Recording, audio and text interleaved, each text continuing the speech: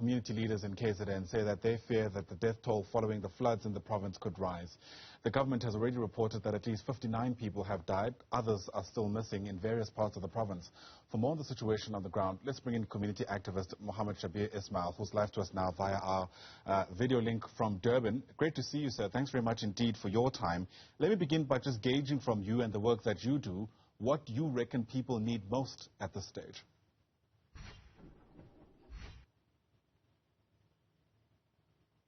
Mohammed, it appears you may be muted. Do you want to just check that out so that we could hear you?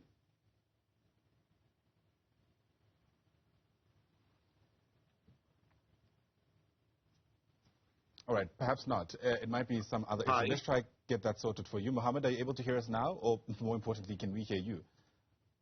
I can hear you. There you go. We can hear you now. Please go ahead and respond to my question. Thank you very much. Sure.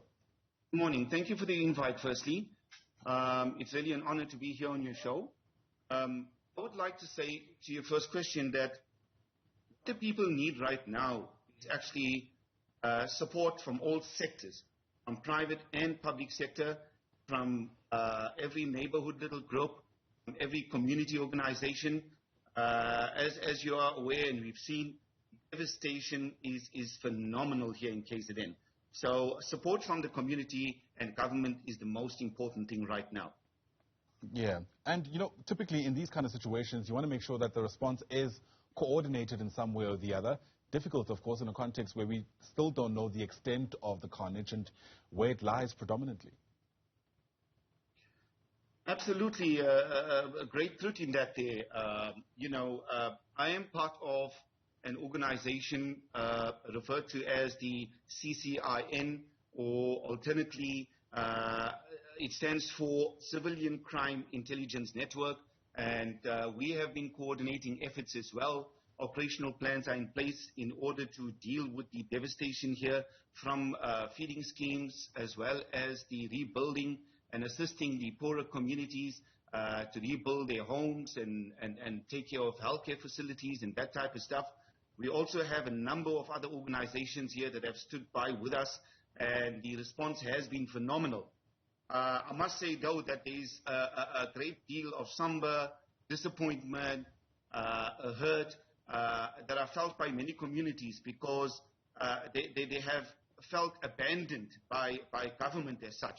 And we feel that government is actually not doing enough to support the local communities and the local organizations in terms of maintaining and forging synergistic relationships with communities in order to combat this issue. Obviously, the problem here is the complacency, because from as far back as the late 90s, government has been warned of the weather changing patterns that can affect our infrastructure, ailing infrastructure back then. And there has been a lot of complacency in terms of repairing or alternately changing the current infrastructure in terms of bridges, roads, electrical systems, water systems. And currently at this point in time, because of this devastation, we have devastation on top of devastation, and that is that many communities are left without electricity during these very trying times, without water. A community that I live in, for example, many around us here, no water since the first day of the flooding, no electricity. We basically, government doesn't have the capacity to actually deal with disaster management at the moment. Yeah. Look, the people that are there are actually trying their utmost best to do what they can. We've had many instances of people that have died beneath collapsed buildings. We had an issue yesterday in the Sydenham area where there was a family that was buried underneath rubble. I think there was just one little baby that was the survivor of that. And right up to late yesterday evening, the bodies couldn't be removed. We couldn't get people out there to help. We had an issue at a mosque where a mosque collapsed in Morningside. There was a representative of the mosque, which we refer to as the muazzin, the caller to the prayer, was buried under the rubble. And after 11 hours of community working full on, we managed to retrieve the body of this representative of the mosque. And sadly, he was P4, he passed on. So there are major issues here that we are facing. I hear you. And, we've learned even in recent history that things like pandemics and disasters will always expose the shortcomings of any government, and that's certainly come into sharp focus in KZN, at least over the past 24 hours or so.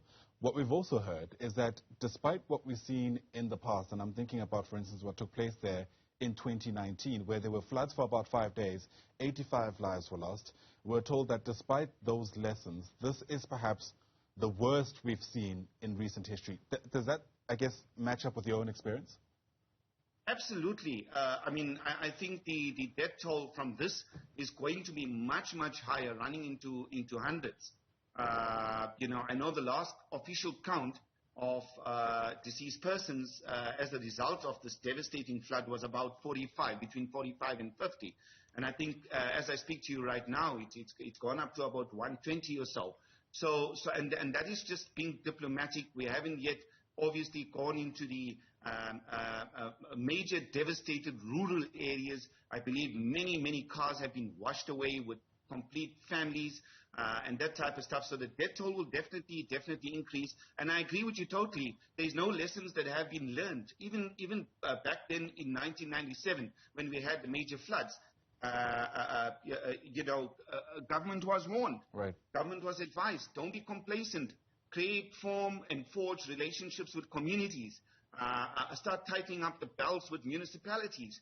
Municipalities have run amok. They've basically splashed out all monies on indabas and all these other things, rather than replacing ailing infrastructure in terms of water, in terms of reservoirs, in terms of substations. I mean, we've had in some of the areas, in most of the areas, in fact, here that are out of power, we've had substations that have collapsed. Now, you're not supposed to have something like that, because if a substation collapses with raw wires and is close proximity to maybe an informal settlement, many more lives could be used as a result of the risk that's the people are facing in terms of being electrocuted. I mean, a basic necessity like water. I mean, come on. This is the time that you need to make sure that at least a basic necessity, a survival for every human being, water has to be supplied. Yeah, and I guess, Muhammed, I guess Yes. you've answered in part what was going to be my next question. I mean, we told that President Cyril Ramaphosa is going to arrive at the Pinetown Civic Center later today. Given what you've identified, where should he start in trying to intervene at a presidential level? I think the most important thing for President Cyril Ramaphosa to do is to emphasize the need for government departments, municipalities, particular reference to the Tekwini municipality. They should make community leaders and persons inclusive in the process of trying to fix now the mess that they've caused. I mean, it is communities that are experiencing on the ground level all these negative issues that are impacting its people. Sit down with communities, bring communities on board to sit and deliberate when you're approving emergency funding for stuff, when you're doing stuff like tenders, the approving of tenders and that type of stuff. I call it more the jury system. I think President Cyril Ramaphosa should consider readjusting his approach to how municipalities are managed. Right.